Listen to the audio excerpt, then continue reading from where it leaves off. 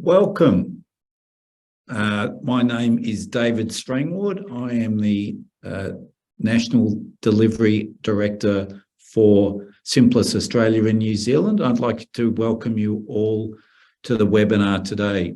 I'm going to begin today by acknowledging the traditional custodians of the land on which we meet today, and pay our respects to their elders, past and present. And I extend that respect to Aboriginal and Torres Strait Islander peoples here today. We've got a very brief 45 minutes today to share, so looking to drive out as much value for you in what is no doubt a valuable and a small piece of time you've got. What we're going to look at today is around managed services, and specifically want to have a discussion around how does a managed services engagement enable you as a business to do two things. One is to get more out of your Salesforce platform, as well as enable you to do more of the strategic initiatives and the core business for which you exist for. Some of the things that we'll look at is how do we use managed services to quickly resolve existing resourcing issues so we continue to operate in environments that are tight and challenging from a resourcing perspective? How do you bring new skills into your business? So typically what we find with managed services, it's either coming at the end of an implementation or an enhancement, or a business decision to change its resourcing mix. So how do you bring new skills in, and a diverse set of skills that are often required to support the business? How do you institute and keep your Salesforce platform innovative? How do you keep up to date with the new platform releases that come out? How do you get those micro improvements, engagements going on in your platform to keep it relevant? How do you, as I touched on before, how do you also then make sure that you've got the space within the business to hit off on those big strategic initiatives that we know that technology is essentially an enabler for business? How do you keep your business evolving and keeping track with that whilst focusing on your core business? So in the next 45 minutes, I'm really excited to introduce our three panelists for today.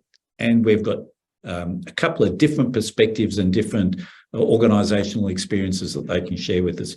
So we've got Jessica Griffin-Ahmed, who is the Regulation Manager at the Victorian Department of Treasury and Finance. So Jess, welcome.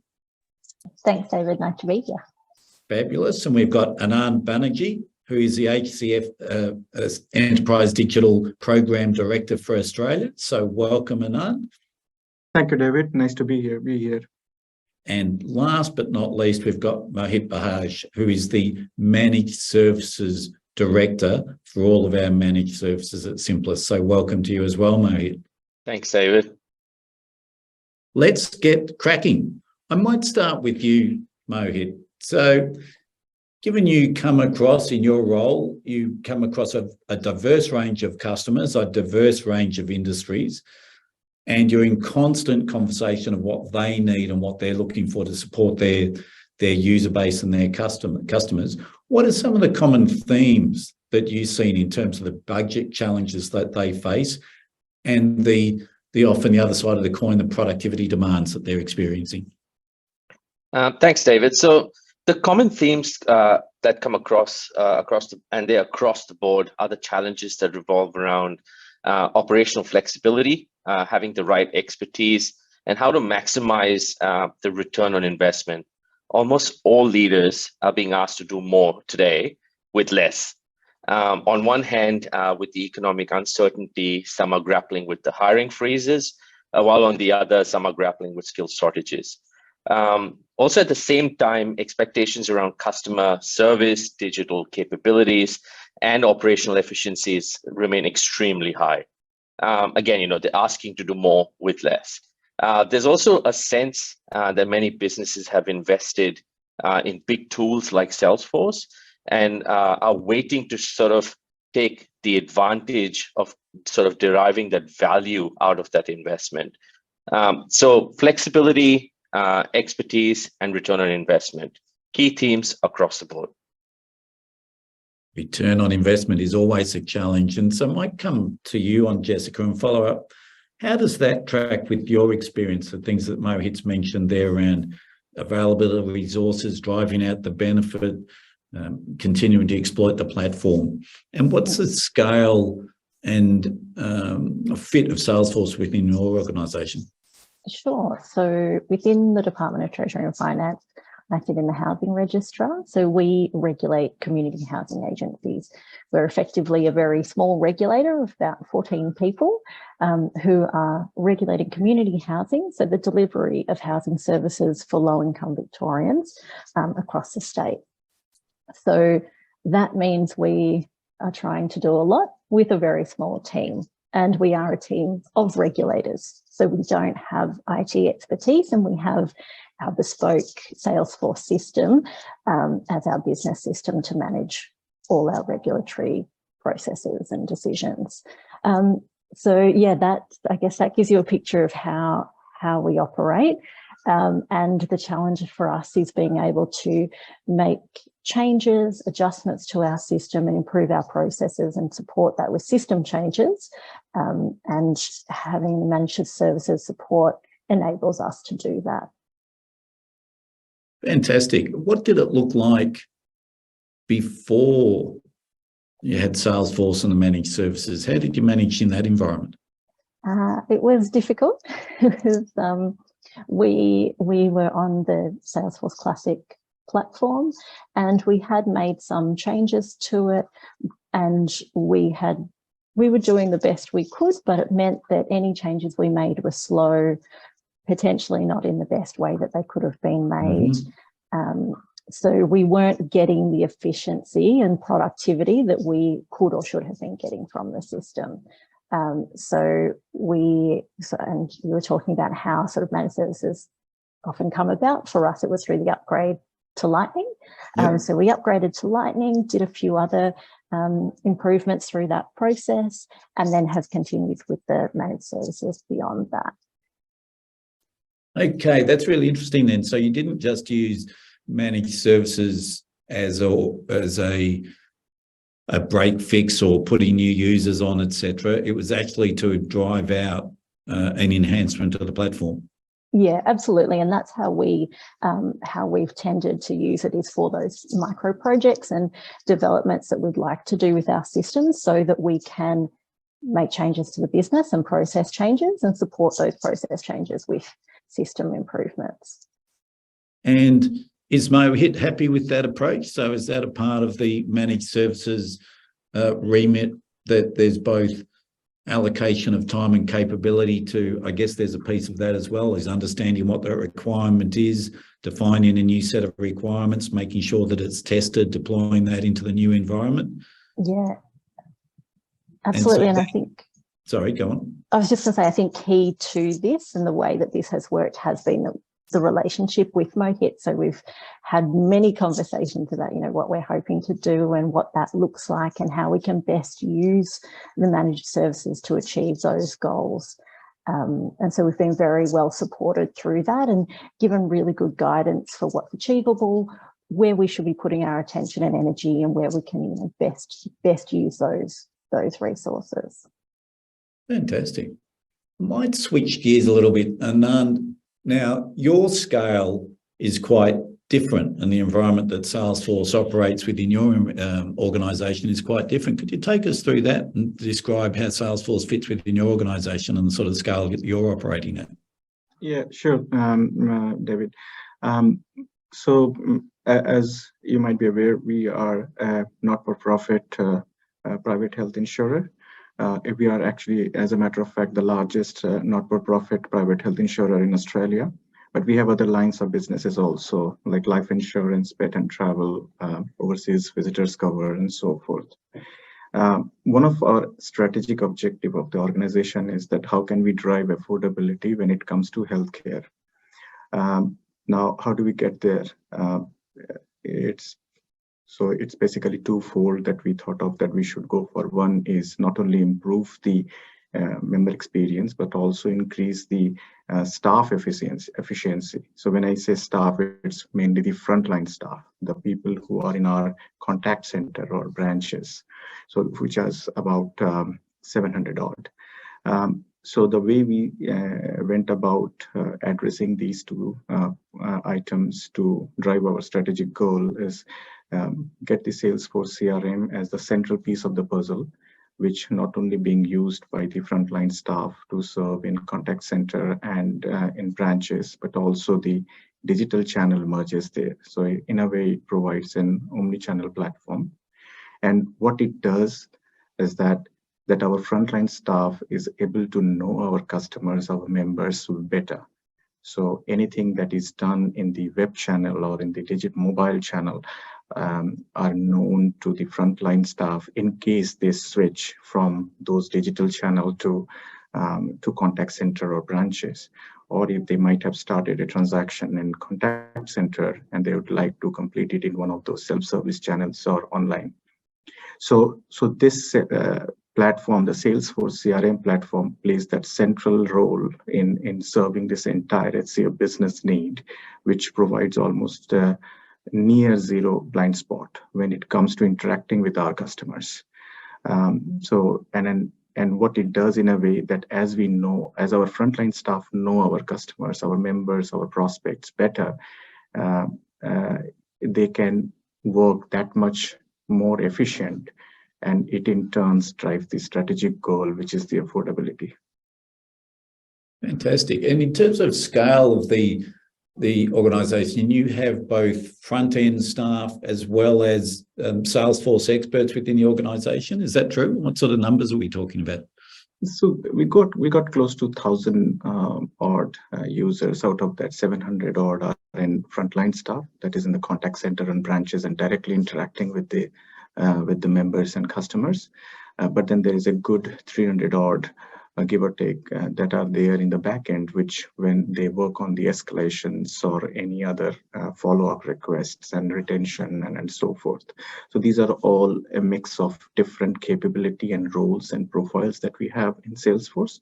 Of course, the technical team is separate to it, and we have a support and engineering team that support this huge cohort. So quite a different, what we've got is two quite different organizations, and both in terms of scale, and I guess also in terms of there would be a much larger amount of just sheer maintenance activities going on to service that 700 to 1,000 front-end users that you've touched on there. Absolutely. I might move back to you then, Jess. We talked about, one of the things you talked about, obviously the staff levels are smaller. You mentioned you don't have that technical or in-house Salesforce expertise. What were some of the other challenges that encouraged or drove you to go into a managed services, an external managed services party?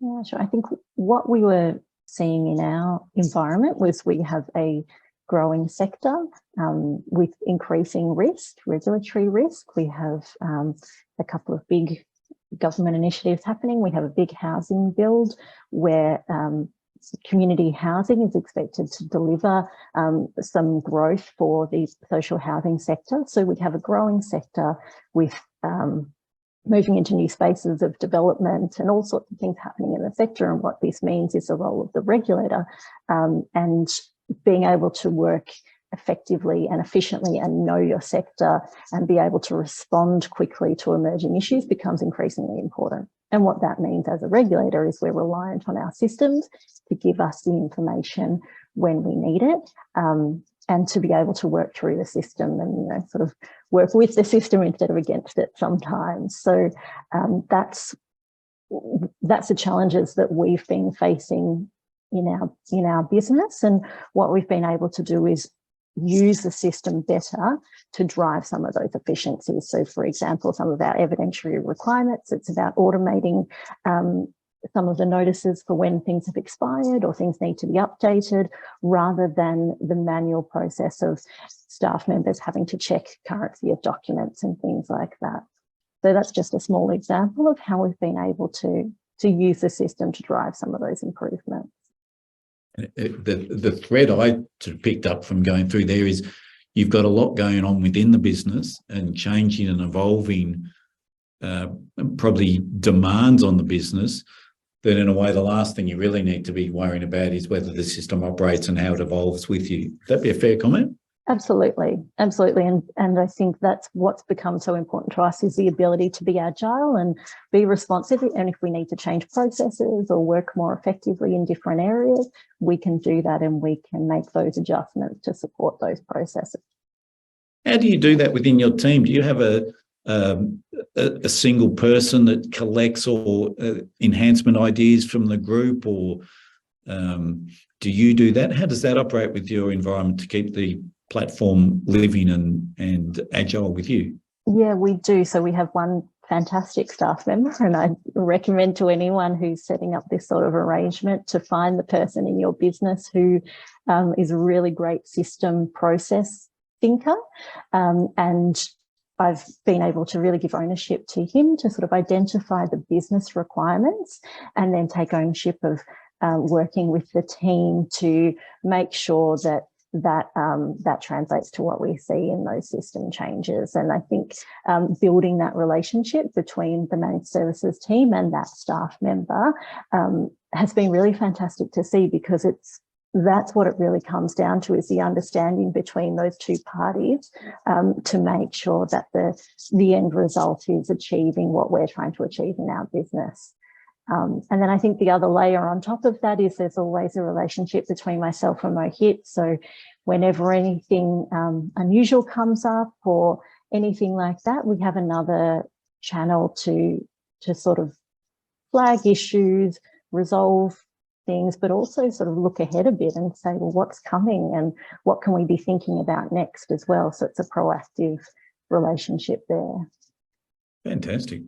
Fantastic. Have you had a similar experience, Anand, from when you first identified the need for managed services? Have you found the usage of it different to what you would have anticipated? How has it evolved over time in your organisation? Yeah, sure. Look, as you heard from Jessica, sales tools like, or platforms like Salesforce CRM, it gives a lot of power to the business users, right? There is an expectation of doing a lot by the end business users itself. So that warranted us to think that we require a more structured and support system. And then to support the cohort of almost 900 or 1,000 business users. So that's the need to go for a structured support system. And that support system should not just address the outages or issues. So it has a range of things that perhaps need to be taken care of. For once, addressing the day-to-day questions that any of the users might have. Work on different upgrades or enhancements and so forth. So with that in need in mind, we went ahead with finding the right partner to provide this structured support. Have you found, or would you be able to make an observation around, when you sort of mentioned structured support, that the efficiency of the managed service team to get through the volume of issues it needs to get through is better than it was previously with your internal team? Absolutely. So the previous state was that the internal staff doing the project as well as the support both, because the systems were not as advanced as Salesforce CRM. They were different kinds of legacy systems. But with Salesforce CRM in place and the managed services support, which provides different range of support services, it frees up our internal staff to focus on the strategic projects, different initiatives, and so forth. And I want to draw a very important line here. It might sound very obvious that perhaps those strategic projects and those things are quite important, but it's actually running the current business is more important. Any of those projects can wait for a week or 10 days or 2 months or whatever period, but your current business needs to run. So that's a very important distinction that one should draw. So yeah, in doing so, our managed services team through Simplus has been doing a pretty good job, and it has helped our other objectives to be met pretty smoothly. And how does the different to the situation that Jess has, where they don't have any inbuilt or an existing technical or Salesforce experienced team, what's the interaction been in your experience between your existing team that's now had that maintenance and day-to-day operational issue lifted from them to enable them to focus on other objectives? Do they interact with the managed services team? Is there cross-learning that goes across between those if your team's looking at initiatives that could impact the existing service? How do you manage through those, and what sort of relationships do the experts create or develop between themselves? Yeah, sure. So we do have a very sound in-house engineering team around Salesforce ecosystem. And when we were embarking into onboarding Simplest team as a managed services, so people did realize that actually that, the sooner we make the incoming support team self-sufficient, better it is for the rest of the cohort, the rest of the engineering team to work on different things, right? That was a very clear realization. So we had a very detailed knowledge transition. We have our different cross-training modules that are in place, and so which has been executed, and a handover process has been executed to make the managed services team self-sufficient. Now, post that steady state, what we have realized that there is a very minimal engagement needed. When I say very minimal engagement, it does have its communication and check-in and status reporting and so forth. But when it comes to actually solving the problem, this team is able to do a lot of things that otherwise would have required the in-house engineering team to work on. So that's the difference that it has created. Fantastic. Thank you for that. I might turn to you, Mohit. So we've got two examples there where we've enabled through the platform better and more efficient maintenance activity, I think, from Anand, as well as I think both of the Jess and Anand have pointed out that it's enabled them to focus on other aspects of the business. Would you have other general comments about the operational efficiencies that you see the service driving out for your customers? Absolutely, David. So, gone are the days where you have a managed services agreement set up, which is fixed and sort of won't allow you to move with shifting priorities. As Anand and Jess have touched upon, our managed services team allows organizations to extend the capabilities and capacity of internal teams, and gives them access to, the Salesforce expertise and talent, which would otherwise be very difficult to sort of tap into. Giving internal teams the space, like Anand touched upon, giving them the space and the bandwidth to focus on strategic activities while having the confidence and the backing of experts. It's a service that evolves with the business needs, especially our flex utilization model.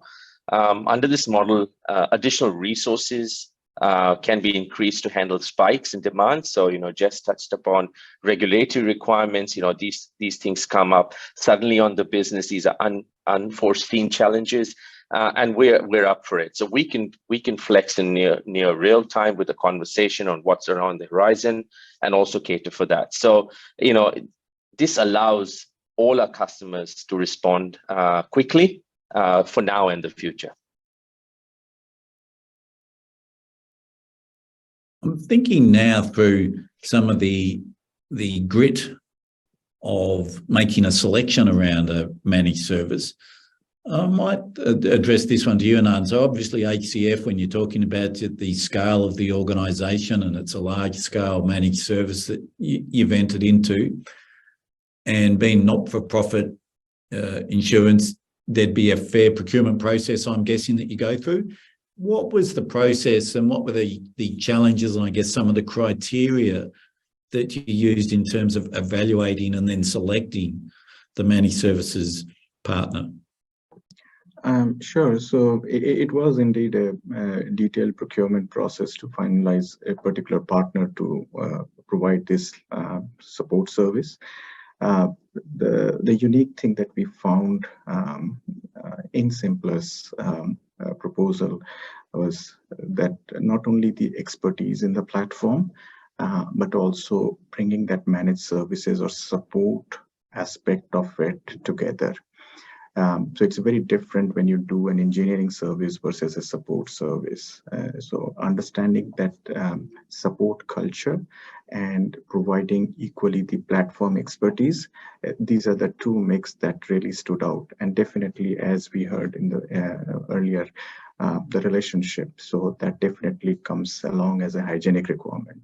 So these were definitely the key mix that we found that yes, this team with the right support culture, practices, and the platform expertise can drive the cost efficiency as well as provide the world-class platform support to our members who were, by the way, very new to this platform also. How often, you've mentioned relationships in there, and obviously you've got a big operation that you're running there. What are your main touch points with the managed services? Is that, do you interact with Mohit? Do you interact with the customer success manager? What would be your typical relationship with the managed service? Well, we have the usual touch points. So I have my service delivery team, which is in-house, the lead who has the regular weekly catch-ups or on-demand, on-need basis catch-up. But I have interaction with the service team, the support team on a frequency of monthly basis, and then Mohit, our leadership group, meet also around the similar frequency. So this gives a visibility on aspect of improvement as well as the visibility of work. Both I get updated that on an average, how much is the burn that the support team has? Do we have to recalibrate anything? Or the team and the support team and the leadership like Mohit also understands that what is coming their way. Is it a new compliance driven requirement which needs to be incorporated in the platform? Is there any project or the big change that is about to be injected in the platform that requires a special handover, and so forth? So these are the bi-directional information flow that helps both of us maintaining this relationship well. Thank you. And Jess, you mentioned the relationship, for instance, with, and just do want to explore the relationship and how important that is, that you've got an expert there or person who gathers those requirements, and then you have interactions with Mohit. How would you describe the relationship that both yourself and the other parts of your business have with the managed services and the different people in it? Yeah, I think the relationships are really key to the success of these arrangements, and I think they have been really fantastic. We'd have, I'd say, good relationships, good working relationships at all levels, which always makes it a pleasure to work with the team. And I think part of that is the relationships, but also the understanding. So, I think what has happened is that the managed services team have taken the time to understand the needs of our business. And I think part of that is also within the business, we have taken the time to really distill what it is that we are trying to achieve over different time periods and where we're going and what direction we're going in. So I think, that's helped the relationship because we've had clarity of where we're looking to go. And then we're having these really productive conversations about, well, how can this be supported and how can we best achieve those goals? It's quite a different relationship. We do a lot of work where we're doing implementation of Salesforce, and you're putting the platform in. But this what you've both called out is it's a day-to-day ongoing a relationship that you need to build for it to be successful. Have you had any challenges? And either of you feel free to answer on this. Have you had any bumps in the road where the relationships have caused any friction, or have you found that the experience of the team has enabled this hand-in-hand almost relationship to exist well? Yeah, I think there are always bumps in the road when you set up a new relationship. And I think, you sort of work out how people work best and those sorts of things and how best to communicate. So I think we've, it took a little bit of time at the start to really understand, I guess, for the managed services team where we were trying to go. And then we were also trying to work out, well, what can be achieved and all of those types of things. So I think what made that work was really honest, frank conversations about where we were going, how best to do that, where we should focus our attention, what options we had as well. So that's how, and it's been really fantastic. I think we've, through those, we've built a really high level of trust so that we can now get on with it and it all sort of happens. So, And it's, so you've been through even in that. Sorry, Anand. Sorry, I was just saying that it's a similar kind of thing that, that it's more like, you have to help them to help yourself. So you make sure that the support team is provided with the enough information, enough support so that they understand your system, your processes, your organization, and become self-sufficient quicker. So it's a similar kind of, things and comments that I would also make. What would your perspective be on that, Mohit? What would be some of the both from a relationship, from that support perspective, some of the overarching lessons that you would pass on? Just touched upon, having that honest conversation and having that ability to just openly talk. And that's where we can reach a common ground. And, Anand touched upon it as well, absolutely hit it hard, is, for us to be able to be successful for you and make you successful, we need to partner from the beginning. So you've got to help us be successful for us to make you successful. And in summary, I think it's important, to have a partner sort of that provides the strategic operational value. And also and that goes over the day-to-day technical support activity, so that we can have that conversation, the honest conversation, and say, this is on the horizon, this has suddenly come up, what can you guys do? And we'll be like, yeah, that's fine. It's also important to have, the flexibility, to sort of scale up and down as the business requires. Anand and Jess both touched upon it. Business always, when I say business, from a customer's perspective, you always need things yesterday. And we understand that, right? So to be able to scale up and down quickly to make that happen is something so critical from a partner perspective. And I think the other key component in summary would be, make sure the managed service is an extension of your team. They're not there to replace your team, but we're here to sit alongside you, partner together and make sure that we are all successful and deliver the right outcome based on the strategic focus of the organization. The other key component a lot of the sort of leaders talk about is the ability to predict cost, right? And I think with our managed services, you're able to do that. You're able to see what's coming up. You're able to plan for it. You're able to see even with a scale up and down, you're able to predict your cost. And lastly, I think, the ability to innovate. We've all spoken about return on investment. We've all spoken about, how to get the most out of our investment. So I think, having a partner that can do that for you over and above just the break fix is absolutely a key lesson for us as well. How do you then do that if, wanting everything yesterday, which is something we all do, and given there was both mention from Jess and Anand about some regulatory requirements, so things can come out of left field, I guess is where I'm going at. How do you accommodate that if all of a sudden there's a requirement that's not been planned for, that's going to go beyond what your normal, say, monthly allocation is? How would you handle that sort of situation? And I think I've touched upon this a bit briefly earlier, David, on the flex utilization model, which is, the driving fundamental of our offering, where, customers can scale up and down in real time. So to give you an example, if you have a 40-hour, for example, service delivery contract, you're able to flex that in real time and increase the resources in 1 month and bring it down the other. And that's because we have a shared services model whereby, we share the knowledge and all the members in the team are able to sort of jump in, help out and just get the job done. And not necessarily always having a cost impact, but being able to sort of go up and down. And, you know, today you might have a regulatory requirement, tomorrow you might not. So we're able to do that in real time and sort of just get it done.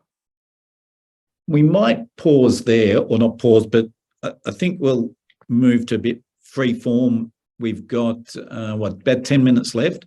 So to the participants and attendees in the webinar, if you've got any questions, please put those into the Q&A button and we'll come to those or take a couple of those. We don't have a lot of time left. But one question I will fire off, and maybe to Anand, is speaking of things that come out of left field, I don't think a week goes by anymore, would that be fair to say, where we don't have some sort of cybersecurity breach? How do you, well, number one, is that front of mind for you? And have you had, or are there any advantages for you with the managed services that helps you to deal with that that risk and build security or a sense of safeness around that cybersecurity risk?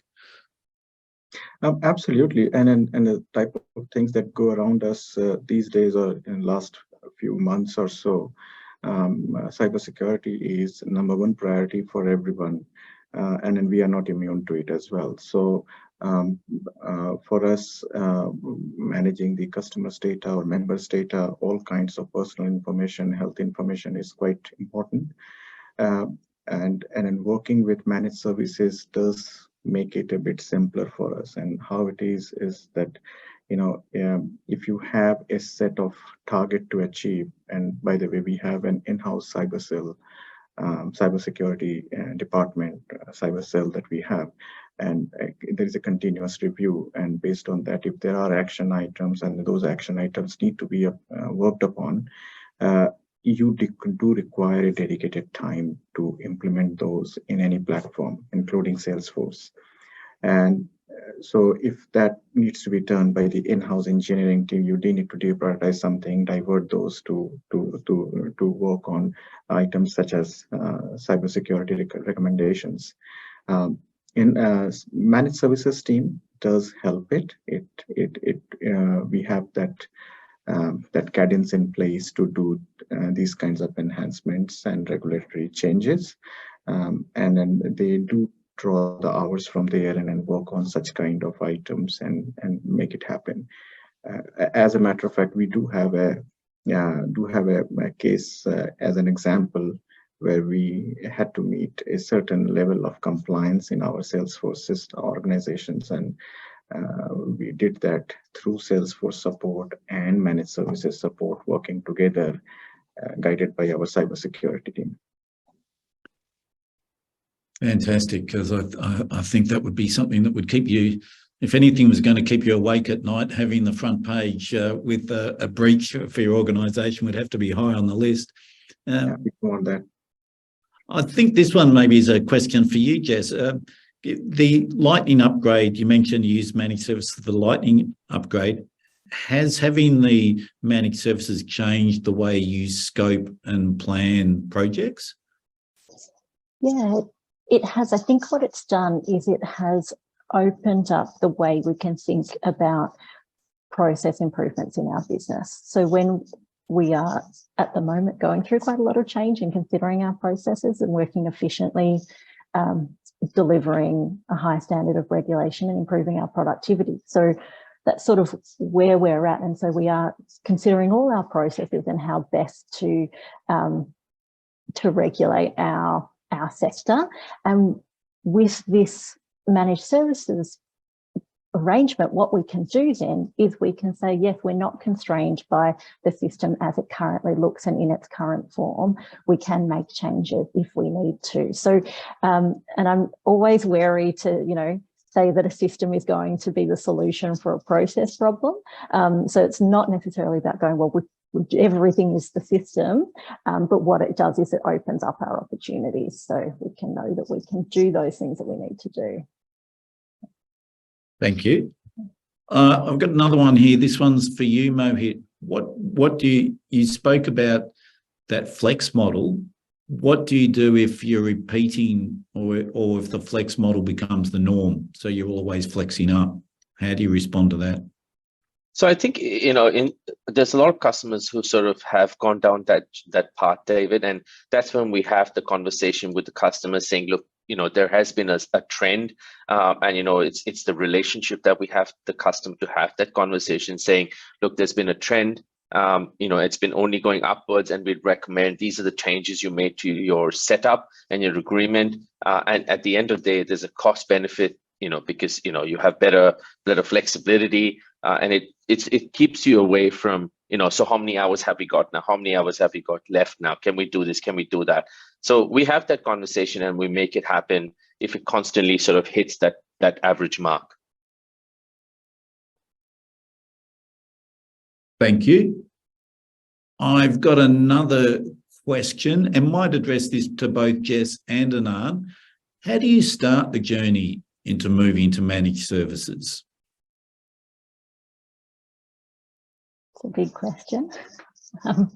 I think the one thing that I would say is take the time and give yourself the space to think about what you're trying to achieve with it, and where that gap is in your business and how you want to use it. And I would highly recommend taking the time to think about that, and that I think will put you in a really good position to go into those first conversations of what we expect, how we think it could work, and then I think from there be really open to suggestions and guidance from the team, because they also have a lot of value to bring in terms of guiding and letting you know of options that you didn't know were there. So.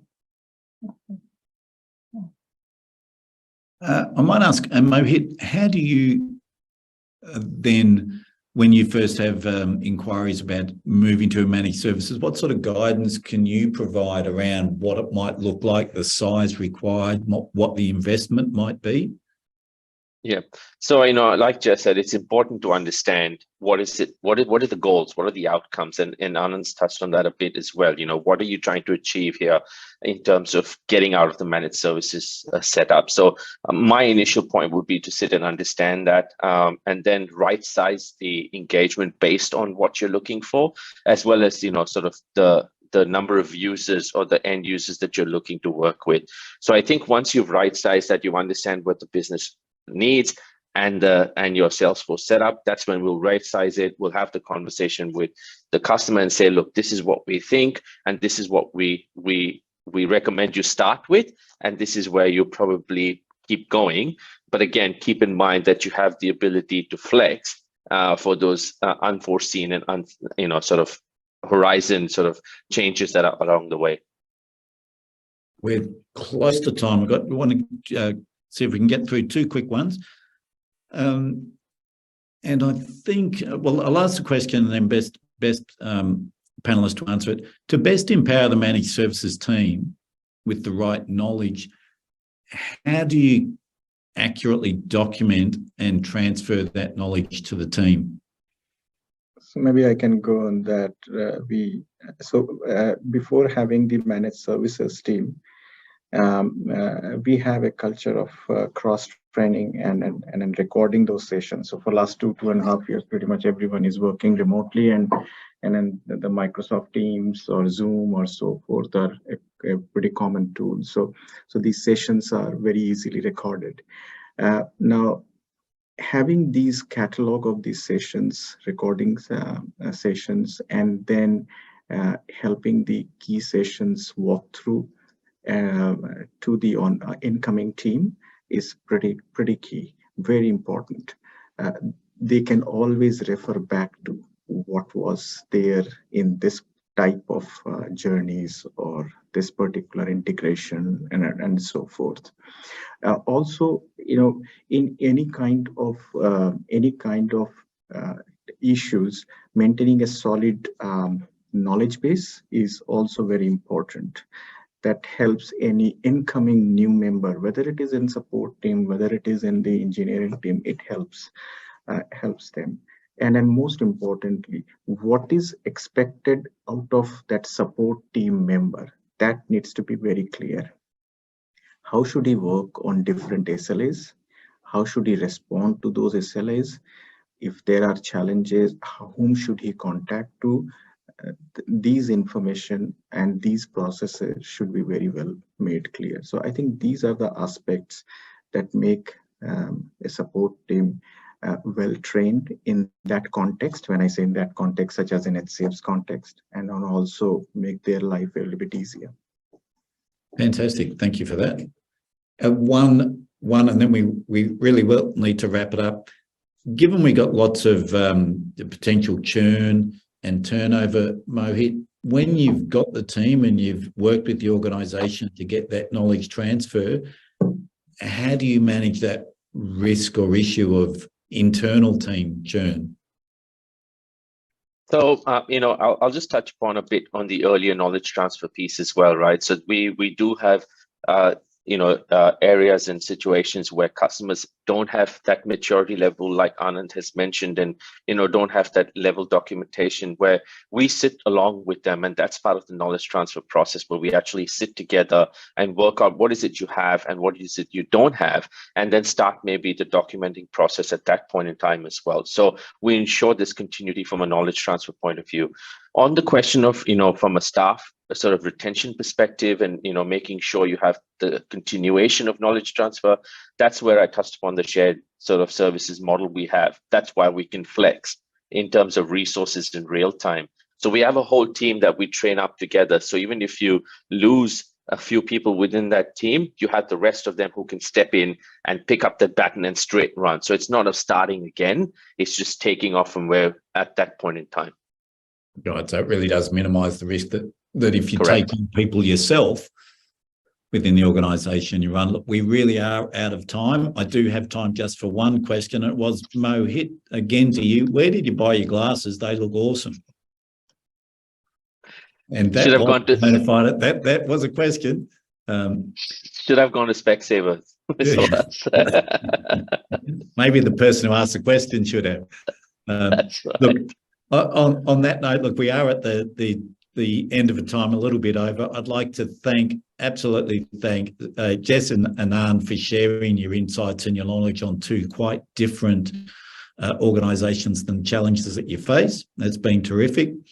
I'd like to thank you, Mohit, for enabling all of this. And then I'd like to also thank the participants and attendees for turning up today, and all the people in the background who have helped to make this webinar happen.